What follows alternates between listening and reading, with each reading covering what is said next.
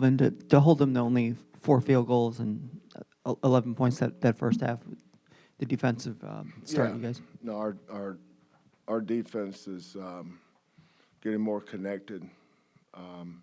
Kids are starting to know where to go, where to be in the right spots. Our communication's so much better. We're on time with our communication. And then our reaction to whatever the call is. We put so much emphasis in pick and rolls with our 5 men. We're significantly better than we were even 2 or 3 weeks ago. But this week of practice has been good for us defensively. So and then a lot of time in the second half. I mean, once when they got to where they were going to call a foul every possession, then basically the game's done. For LJ, another big night production-wise. As you see stuff go from November to December to January, can you kind of sense where he's at? I mean, he hasn't, it hasn't been like this all year, but just the fact that he's sort of hitting his stride here late in December. Well, let's not forget they're human beings. There's always a faction of people out there that want to know why this guy had a bad shooting night. Well, go check out Steph Curry's bad shooting nights or whoever's. They have them. But Warder always raises to his level. Wherever I never worry about LJ. LJ reminded me probably for the first time he's been, he reminded me of Marcus Sasser tonight because these are the kind of games Marcus always showed up in. We had some kids not play very good tonight, but a lot of that had to do with their maturity. LJ played like a senior. He played like this is the next game on our schedule. Doesn't matter who we play. This is an important game. I'm going to come out here tonight, and I think that's a step forward for his leadership too. So LJ's, I wish we could have got him more threes, but LJ's, Marcus both had that same thing in common. Neither one of them were, shot bad shots. Their shot selection's impeccable. Even when he shoots a bad shot, I usually roll my eyes at it. I don't care if he takes a bad shot. So what? Worst thing that happen, we can go rebound it, or at least have a chance to. But I have a lot of trust in that young man, and he's got a lot of winner in him, and he's really developing.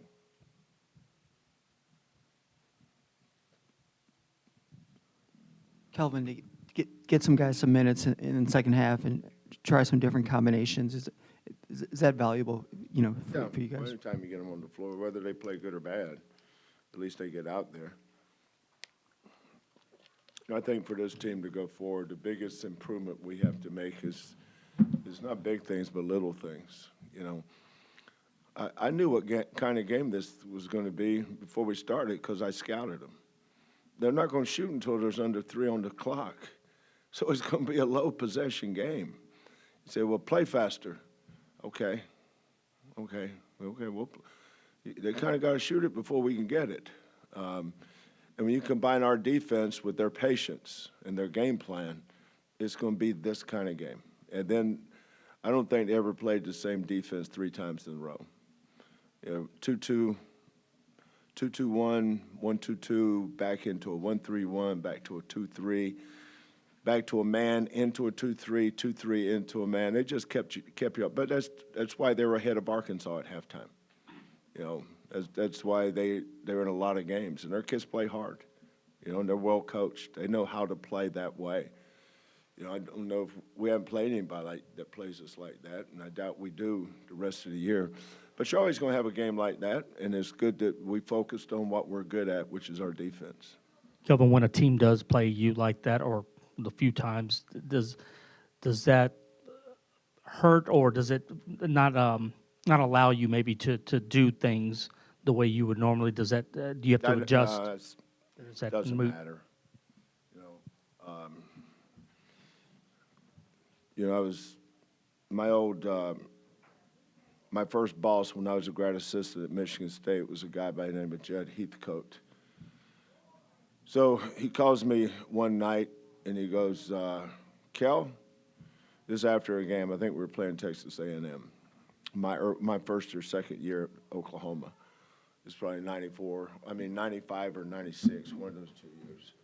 Joe goes, Kel, I got good news and bad news. Which one do you want first? I said, well, he never gives me good news, so let's go ahead and go get that one out of the way. He said, well, the good news is I saw your game last night. And I said, well, that's not that good of news. And I said, what's the bad news is? The bad news is I saw your game last night. As soon as that game was over, I thought about Judd Heathcote. He would be calling me tomorrow and going, Kelvin? No, he never called me Kelvin. Kel, good news and bad news. And then when Terrence had 4 assists tonight. The problem was it was turnovers for us, but there were 4 assists for them. I mean, his great passes, hit them right in the hands, and actually hit them in stride. All they had to do is catch it and go lay it up. So Judd would say, Kelvin, who's recruiting your guards? We'll tell them to quit recruiting garbage. So this game brought back a lot of memories of Judd Heathcote tonight. That's what he'd say about Terrence. LJ, beyond the stat sheet, how do you feel, this time of year and especially these last few games?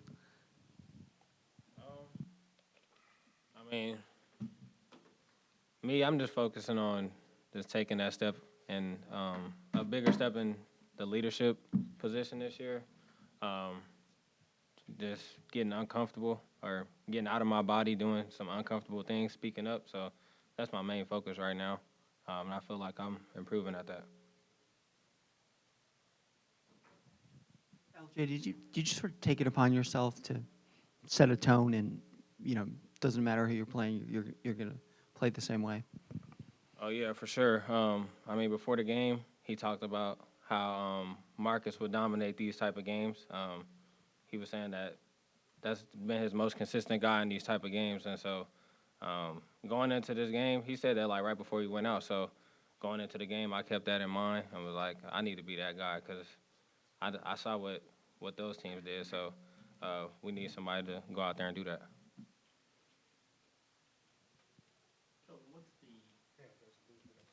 Sort of the plan the next 8 days in terms of you give the guys. We're good at it. Yeah. It's our second 8-day stretch. We have some guys that are still finishing up their finals. So tomorrow is strictly an academic day and treatment day. As we played, I think we had, did we have 8 days when we got back from Vegas? Yeah, but we didn't have much time off. We got after it. But that's why our defense was so good against Butler and so good against. And, we offensively, you're not going to run an offense tonight. You got to go make plays. And we made a bunch of plays. Problem was in the second half, we went 2 for 6 from the free throw line. I think there was 2 1-and-1s. You add 5-6 points there, and all of a sudden it's, you're getting close. 70-75 because of the way they played. You're not going to score a lot of points in these games, but I don't worry about that stuff. I like the way our kids competed on defense and rebounding. We had some guys that I didn't think got north and made enough plays for each other. We started playing up the third base line and up the first base line too much. We got to get at least to shortstop and second base positions. Maybe not to the second base bag, but you at least got to get to second base and shortstop positions. That's where the honey hole is, right down the middle, right? Third base, right field, as we go running the delay offense. But we're still getting better at those areas, and our offense is looking much, much better in practice in this games. And if you keep working on things, eventually you'll get there.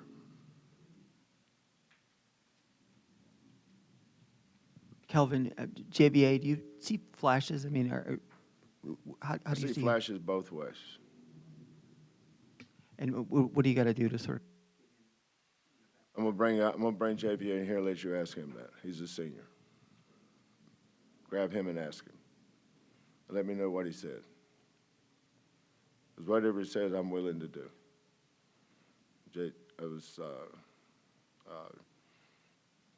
He's still fighting his way back. So is JoJo and Terrence a lot of ways. Those guys are out 7.5 months. We know that. Everybody looks at everything as just even. It's not even. JVA missed 19 days. You know, for Terrence and JoJo, this is this is probably their October. You know, they didn't have a June, July, August, September. So they started in a little bit in September, but October. You know, I'm not worried about JVA though. You know, if you're the kind of person that's going to evaluate every possession in every game and go one way or the other, then good luck with your life. That ain't the way this works.